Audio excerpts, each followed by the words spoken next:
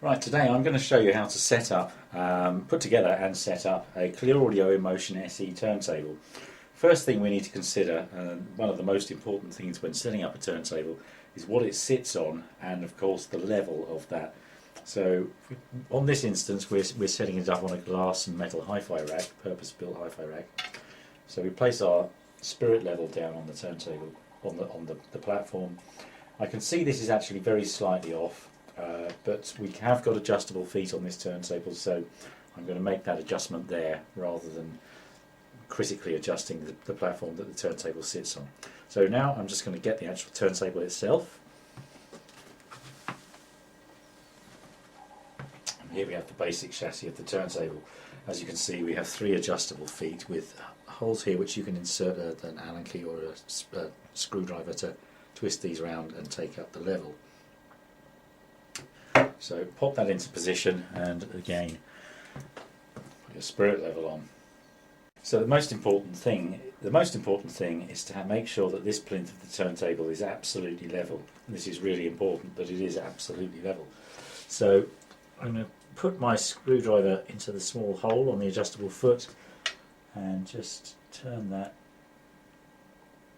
This wasn't far out, otherwise you might have to go several revolutions. That is about spot on. So we've got the plinth level. That's the most important thing. Of course, the whole system has to be level for it to work at its highest level of performance, work properly. The next thing we need to do now is to install the tone arm. Well, for the easiest thing is to put the tone arm on before we put the platter on, which I will do now.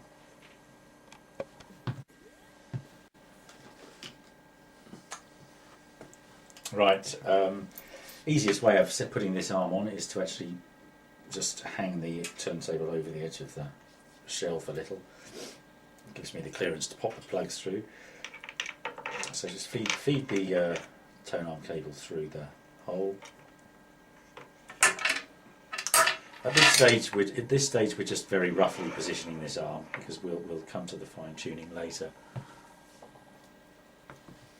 I'll turn this round so that you can see. On the back side of this arm, as with Clear Audio arms, we've got 2 locking screws for the arm height. So just bear in mind there's 2 places that you have to lock or loosen it from. Now, as I say, I'm just going to set this very roughly at the moment for height. And we'll adjust that much more accurately when we have the cartridge and the platter in. So I'm only going to bother loosely tightening one of these locking screws at this stage.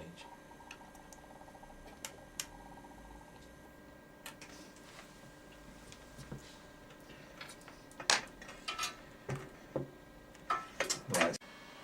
Now the next thing to do is actually to fit the cartridge. Now you need to be very careful here, and under most circumstances make sure that you have the stylus guard fitted to the cartridge when you're doing this. I haven't got the stylus guard fitted to the cartridge here because I've unfortunately just sat upon it and broken it. Now there are 4 little wires here, blue, white, red and green. These correspond to the earth and the signal on both channels. Fit the 4 wires carefully.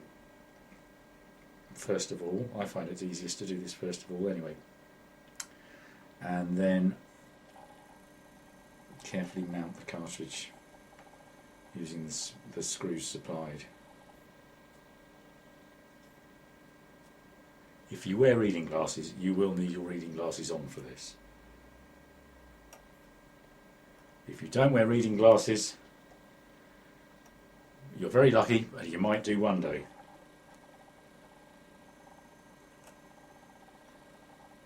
I'm just going to mount these reasonably loosely at the moment because everything has to be finely adjusted once we've got the system, the turntable more or less completely put together.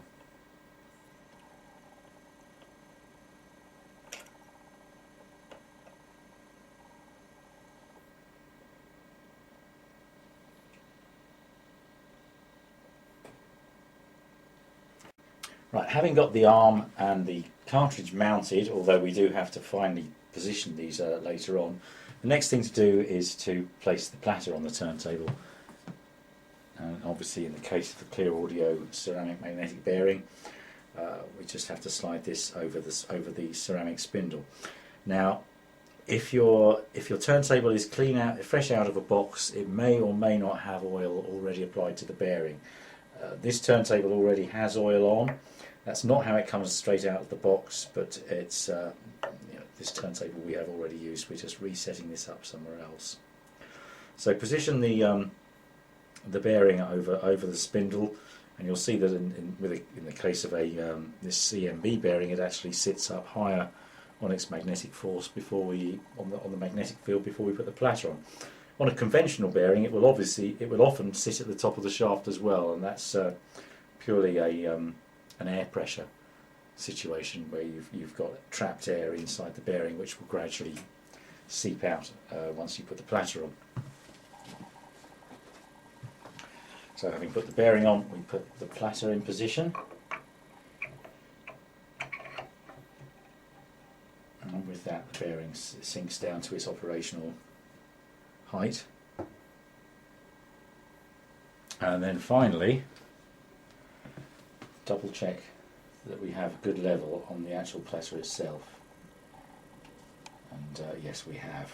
If there was any discrepancy there, we'd have to go back to the feet and readjust everything, because the critical point is the stylus and record surface interface in terms of its level.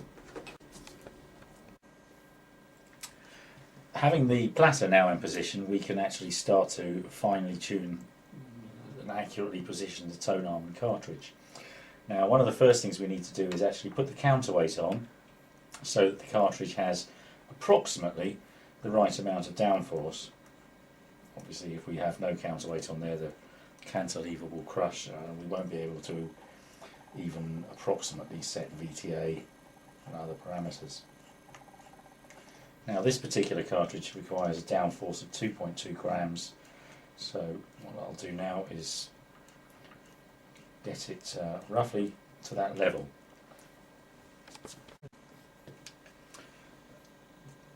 Clear audio turntables come packaged with a small seesaw type of measuring level. They also make this very accurate electronic stylus gauge, which I prefer to use. Not well enough there.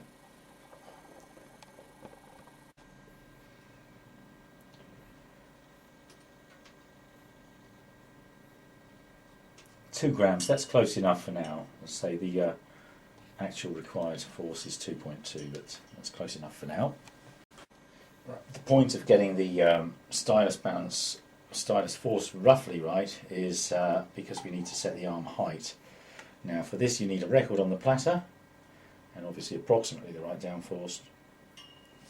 And you need to get down looking from the side. That's a little bit too low. So we just adjust the arm height where I previously just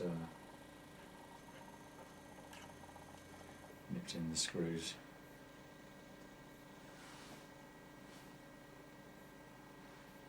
And that's about right.